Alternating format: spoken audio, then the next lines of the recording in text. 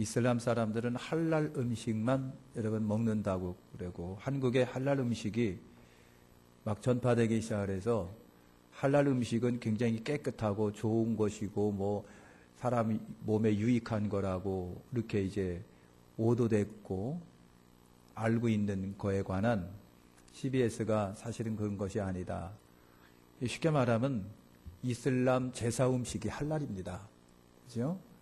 이슬람 사람이 이슬람 식으로 잡아서 이슬람 신앙 안에서 파는 것이 뭐예요?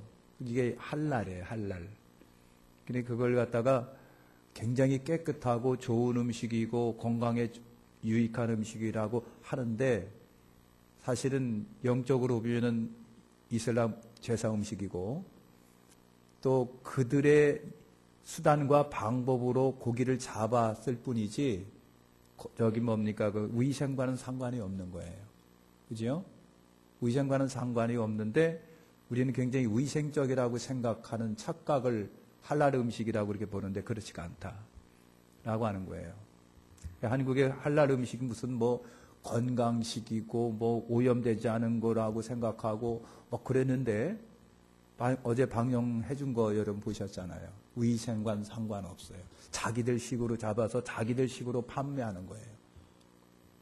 어떻게 보면은 어떤 게 더 위생적인가요? 우리나라 사람이, 우리나라 기업이 만든 음식이 그들보다 사실은 100배 더 깨끗한 음식이죠. 그걸 여러분 어제 방영해 준 거예요.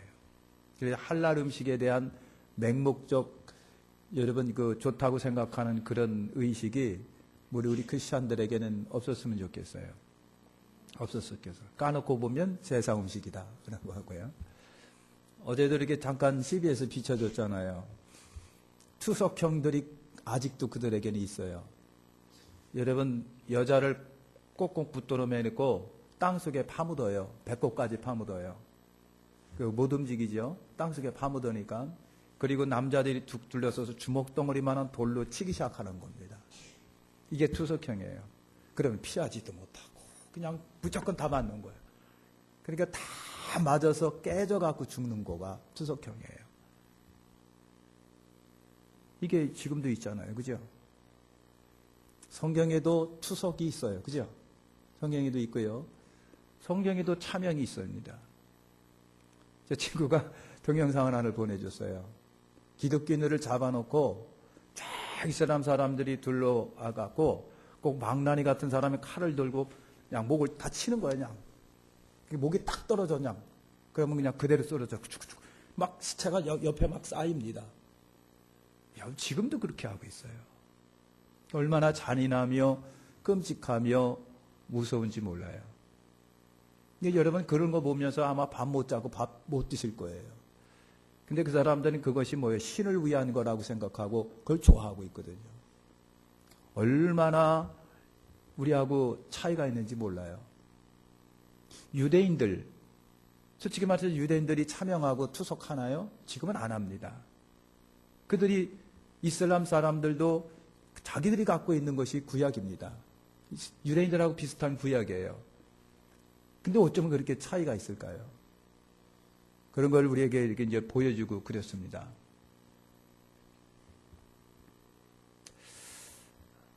앞으로 우리의 신앙은 어떻게 바꿔질까? 바꿔져야 될까? 어제도 이렇게 CBS에 보여준 거 보니까 유럽에 있는 수많은 그런 교회들, 그 보기에 건물들이 그렇게 멋지고 아름다운데 그 건물들이 전부 다 팔렸어요. 누구한테? 이슬람인들한테 팔렸어요. 전부 다. 그래가지고 위에 있는 십자가 뚝 띄고 거기다가 조생달 하나 이렇게 붙여놓습니다. 이슬람들이 다 그걸 갖다가 소유해. 돈이 많으니까. 그리고 거기서 전부 다 이제 자기들 식으로 하는 거예요. 그러니까 유럽의 교회들이 겉은 훌륭한데 고딕식으로 멋지게 했는데 주일날 모이는 할머니 몇 명만 모이는 거예요. 할머니 몇 명만 모여서 예배드려요. 그러니 안 되니까 전부 다 완전 운영난 때문에 전부 다 팔아제끼는 거예요. 물론 한국 기독교인들이 매매해서 사는 경우도 없지 않아 있더라고요. 근데 거기다가 술집으로, 바로, 아니면 이슬람들이 그 건물을 인수합니다. 그죠? 11시 예배는 유럽인들이 드리고 2시에는 우리 한국인들이 들어가요. 건물 하나에. 근데 그들은 2-3명 할머니들이 모여요. 근데 우리는 많은 수의 사람들이 2시에 모여서 예배를 드리는 거예요. 그렇게 교회들이 그렇게 이상하게 많이 바꿔지고 변화되고 있어요. 걱정은 우리도 그렇게 바뀌어질 거라고 하는 거예요. 몇 년이 없으면 몇 년 흐르고 나면 그렇게 될 거라고 하는 거예요. 그러니까 다 여러분 뭐 하고요? 그러니까 교회 올 필요성을 못 느끼는 거예요. 교회 와서 기도할 필요성을 못 느끼는 거. 왜냐하면 국가가 다 해주니까. 다 해주니까. 필요하면 병원에 가지요. 국가에서 다 먹여주고 입혀주지요. 그러니까 교회 갈 이유가 없고 기도할 이유가 없고 그러는 거예요. 우리는 안 그럴까요? 우리도 그렇게 흘러갑니다. 흘러갈 거예요. 중요한 것은 앞으로 그렇게 될 거라고 한다면 단축시키지 말고 늦춰야 되는 거예요. 그 세월이 빨리 오지 않았으면 좋겠는 거예요. 그래서는 어떻게 하고요? 우리가 정말 우리의 각성을 하는 거야.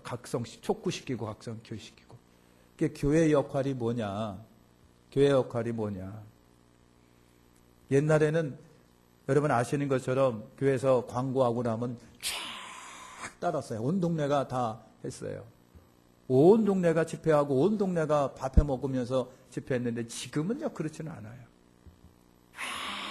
아무리 광고해도 싸가지가 없어서 안 들어요 이제. 굳이 들을 필요가 없잖아요. 아무리 광고해도 안 되는 세상이 된 거예요. 이렇게 돼버리고 말았습니다. 그러니까 모든 것이 다 이제 그러려니 하고서 그냥 지나가는 거. 그러려니 하고서 그냥 지나가는 거예요. 이것이 그렇게 되다 보니까 교회들이 힘이 없어지는 거고 순결성, 순성성, 능력들이 사라지게 진다는 거예요. 참 문제가 있지요. 오늘 갑자기 그런 생각이 나서 이제 말씀을 여러분 드렸는데 어쨌든 믿음의 여러분들이 다 되시기를 축원합니다. 믿음의 여러분들. 자, 오늘 떡상을 지금 잠깐 해야 되겠어요. 시간이 없는데 떡상을 해야 되겠는데 떡상을 한번 보여주죠. 여러분 그 떡상이 이렇게 생겼어요. 눈에 보이시는가요? 네, 떡상이에요. 여기에다 이제 이후에다가 대접도 올라가고 병도 올라가고 잔도 올라가야 돼요. 거기에 이제 이렇게 잔도 2개가 올라가야 되고 병도 옆에 있고 여러분 그렇습니다. 이것이 떡상입니다. 떡상. 그래서 떡이 6개 양쪽으로 12개가 여러분 올라가고 위에 있는 것들이 잔입니다. 잔. 여기에 감람류가 기름이 들어가요. 그러니까 요걸 제사장이 쭉 찌개서 기름 찍어 먹는 거예요. 달콤하고 아주 그냥 그런 고소한 기름 찍어 먹고요. 이것이 이제 떡상의 떡입니다. 떡상의 떡. 그러면 보시는 이 떡상은요, 뭘로 만드느냐? 조각목으로 만들고, 조각목은 인간의 그 연약함의 모습을 상징한다고 그랬죠. 조각목으로 만들어요. 다 만들고 고리도 만들어 길게 채가 2개가 꼬여 있습니다. 그걸 갖다 이렇게 딱 들고 어깨에 딱 메고서 가는 거예요. 요걸 전부 다 조각목으로 만들고 금으로 다 쌌습니다. 순금으로 다 싸버렸어요. 여러분 이 가로가 90cm입니다. 긴 쪽이 가로가 90cm고 세로가 45cm예요. 저 다리 높이, 위에 높이까지가 75cm입니다. 그러니까 그렇게 큰 것은 아닙니다. 그리고 맨 위에 떡이 떨어지지 않도록 이렇게 여러분 울타리 모양으로 이렇게 됐는데 그것이 턱이에요. 울타리, 턱 이렇게 여러분 됐습니다. 떡 떨어지지 말라고. 그래서 다리 긴 거 옆쪽에 이렇게 고리를 만들어서 조각목으로 채를 만들고 다 금으로 쌉니다. 다 금으로 싸서 이렇게 꿰어가지고 들고 다니고, 저 쾌는 안 뺍니다. 그냥 갖다 꾀를 꽂힌 채로 그냥 성소에다 이렇게 넣는 거예요. 이렇게 넣습니다. 그리고 보조기구로 순금으로, 여러분 보면 그 가운데 병이 있습니다. 순금으로, 금으로 만든 기름 담는 병, 그 다음에 기름을 넣는 대접, 이런 거 다 숟가락, 이런 것도 전부 다 금으로 만들어서 조 상위에 전부 다 올려놓게 되어 있습니다. 이렇게 올려놓게 되어 있어요. 그리고 12개의 떡이 6개, 6개 떡이 두 줄로 12개가 이렇게 올려가고요. 이 떡은요, 안식일마다 바꿔지게 되어 있습니다. 안식일마다. 안식일이면 흔히 이제 일주일마다 이 떡이 이렇게 교체가 됩니다. 교체가 돼요. 교체가 된 떡은 어떻게 될까요?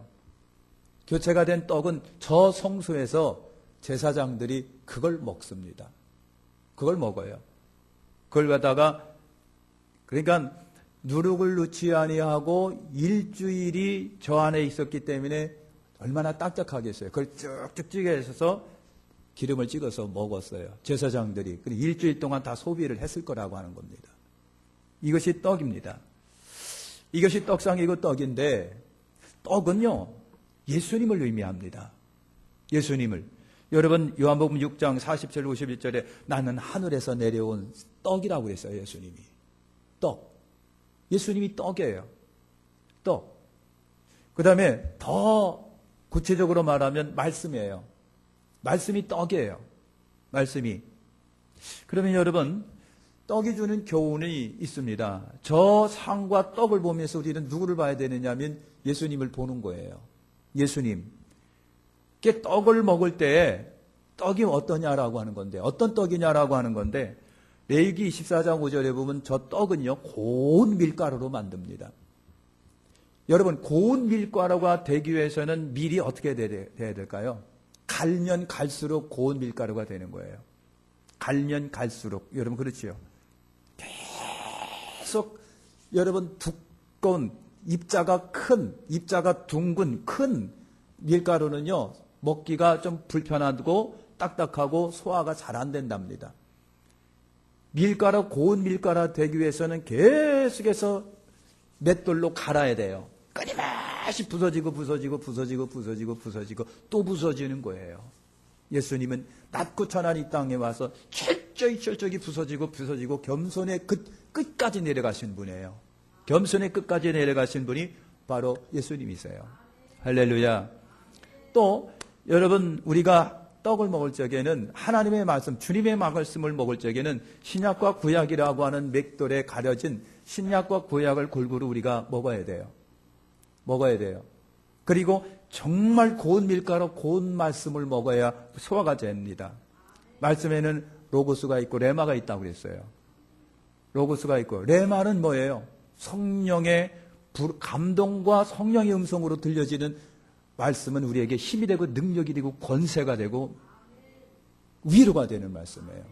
이것이 레마예요. 성령으로 말미암아 내게 들려주는 귀한 하나님의 그 말씀. 할렐루야. 그러니까 성령의 감동하심 속에, 성령이 운행하심 속에 들려지는 그 말씀, 내 속에 성령이 역사하고 교회에서 성령이 역사할 때 들려지는 그 말씀이야말로 나와 여러분을 진짜 믿음의 사람으로 만들고 정말 능력의 사람으로 만드는 그 말씀이에요. 할렐루야. 그 다음에 떡은요, 제사장들이 기름에 찍어 먹는다고 그랬어요. 기름이에요. 기름에 찍어서 먹습니다. 또 기름을 넣어서 반죽해서 떡을 만들고 먹을 때에도 기름에 찍어서 여러분 먹습니다. 그러니까 기름이라고 하는 것은 여러분, 기름은 성령이시네. 그를 아실 거예요. 그죠? 그러니까 여러분, 성령님의 운행하심, 성령의 감동과 감화심과 성령의 조명하심과 깨닫게 하심 속에서 전해지는 말씀과 들려지는 말씀, 그것이 우리에게 믿음이 되고요. 예수님은 말씀이 육신이 되어 오신 분이에요. 성령으로 잉태하신 분이에요. 할렐루야. 떡이라고 하는 것이 여러분 그렇습니다. 그 다음에 떡을 만들 때는요, 레위기 2장 5절에 보니까 번철에 구워 그랬습니다. 번철에 굽는 거예요. 번철이라고 하는 것이 여러분 뭔지 아시죠? 프라이팬 같은 데다가 지글지글 그냥 굽는 거예요. 불 위에다가 떡을 올려놓고 굽는 거예요. 굽는 거. 그죠? 우리나라는 그런 게 잘 없습니다만, 여러분이 그런 저쪽 지역에 터키라든가 이런 게 가면은 떡을 반죽을 해서 그냥 불가마 속에 집어넣어갖고 푹 익어버리게 만들죠. 그죠? 굽는 거예요.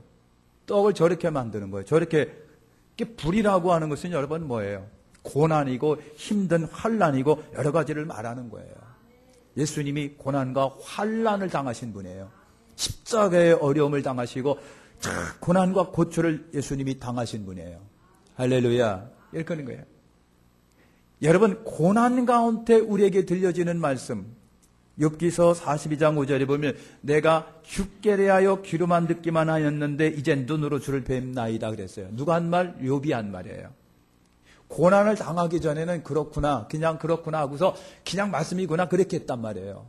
근데 고난을 받으면서 고난 속에 주의 음성을 욥이 들으니까 그때서야 이제 그게 아이고 그렇구나 하면서 진짜 하나님의 말씀의 능력을 욥이 깨달은 거예요. 고난 속에 받은 거예요. 고난 속에. 그죠? 고난 속에. 예수님은요, 이 땅에 오셔서 고난 받으신 분이에요. 십자가의 아픔을 겪으신 분이에요. 불 속에 들어갔다 나오신 분이에요. 말씀이라고 하는 것이 여러분 그렇습니다. 그죠? 그래서 고난 속에 내가 받은 그 말씀이야말로 나에게 엄청난 힘이 되는 것을 알 수가 있고요. 그 다음에 이 떡을 먹을 때는 제사장이 어디서 먹는다? 성소에서 먹으라고 그랬습니다. 성소에서 먹는 거예요. 그러니까 성소에서 먹는데 이 떡상 앞에는 뭐가 있고요? 금초대가 있다고 그랬어요. 금초대에서 밝혀지는 불 가운데서 제사장이 이 떡을 먹는 거예요. 이 떡은 성소에서 여러분 먹게 되어 있습니다. 성소는 거룩한 곳이에요. 그죠? 거룩한 것. 주님은 대단히 거룩하신 분이에요. 그죠? 그리고 우리가 말씀을 받을 적에도 거룩한 곳에서 받는 말씀이 진짜 말씀이에요. 우리가 어디서 하나님의 말씀을 듣느냐가 중요한 거죠. 어디서 듣느냐라고 하는 거예요.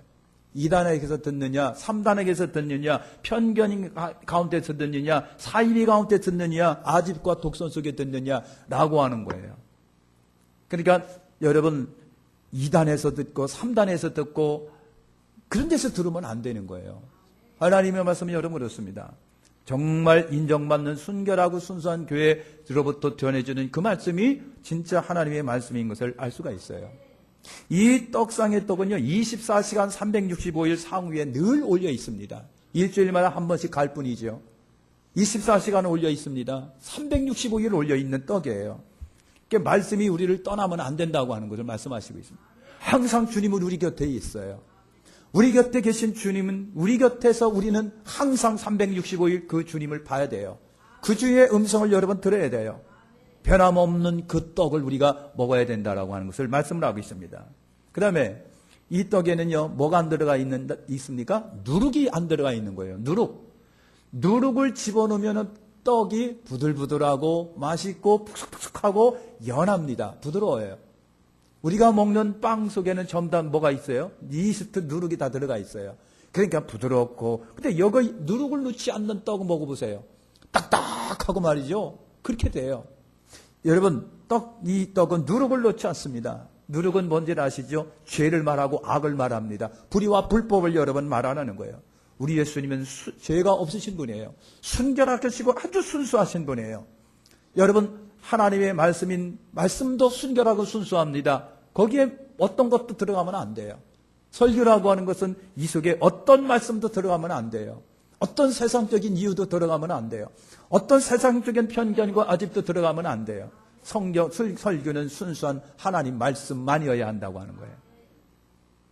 옆에 계신 분하고 인사합시다. 당신 순수하십니까? 당신 순수하십니까? 여러분 하나님의 말씀만이 드시길 바랍니다. 하나님의 말씀. 그 다음에 여러분 떡은 안식일마다 바꿔진다고 그랬어요.